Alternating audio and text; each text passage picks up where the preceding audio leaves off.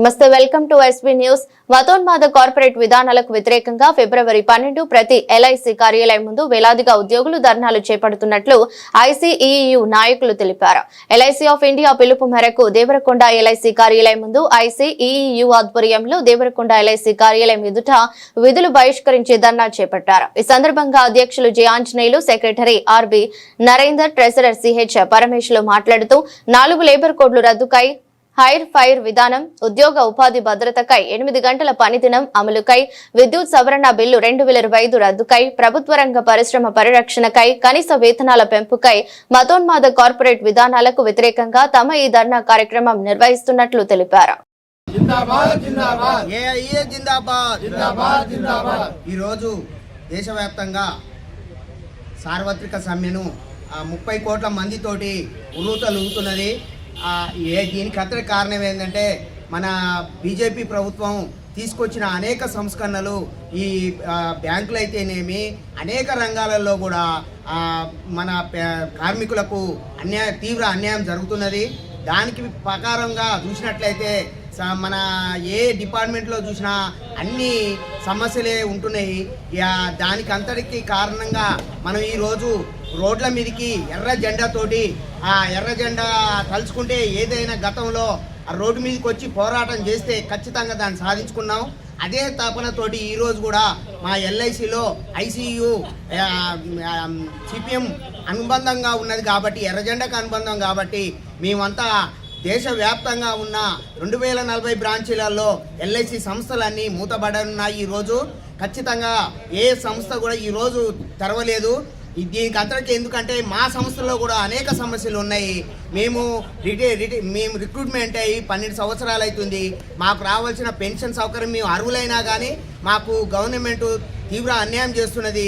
మీకు లేదని మాకు ఈ ఎన్పిఎస్ నేషనల్ పెన్షన్ స్కీమ్ తీసుకొచ్చారు. అంత మునుపు ఓల్డ్ పెన్షన్ స్కీమ్ ఉన్నది. ఆ పెన్షన్ ఉన్నట్లయితే ఈరోజు రిటైర్డ్ అయిన వారికి ఎన్పిఎస్ తీసుకున్న వాళ్ళు రిటైర్డ్ అయిన వాళ్ళకి కనీసం గవర్నమెంట్ ఇచ్చే 3,000 పెన్షన్ కూడా 2,000 పెన్షన్ కూడా రావడం లేదు. దాంతో బతకాలంటే ఇన్ని సంవత్సరాలు సర్వీస్ చేసి కాయ కష్టం చేసి మేము మా శక్తి అంతా దారపోసి ఇక్కడ మేము రేపు పోయి రిటైర్మెంట్ అయిన తర్వాత మా భార్య పిల్లలతోటి మనవరాళ్ళతోటి మేము ఎలా బతకాలి?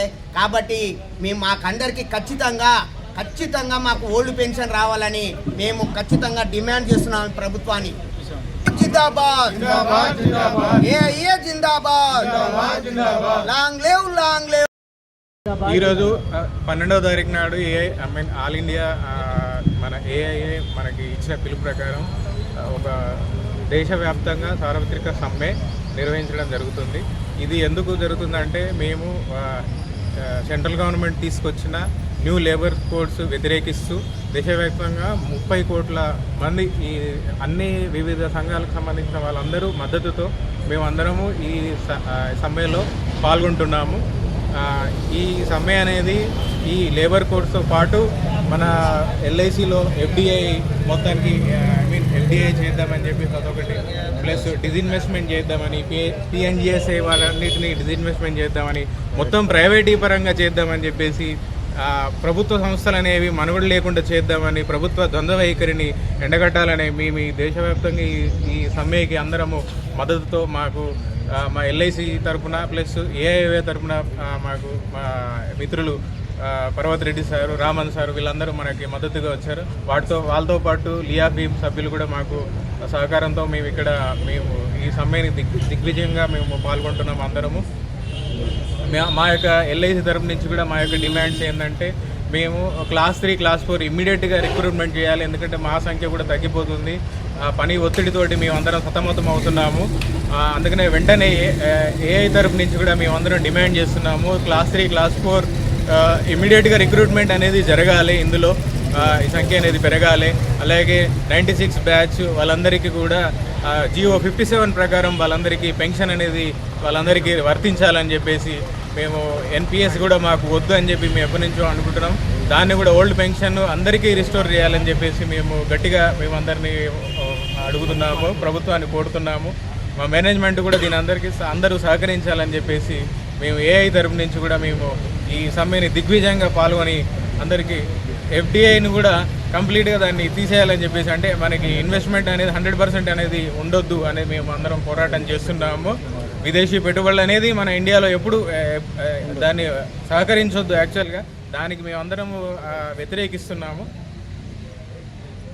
జిందాబాద్ జిందాబాద్ జిందాబాద్ long live long live long live జిందాబాద్ long live long live long live long live long live red salute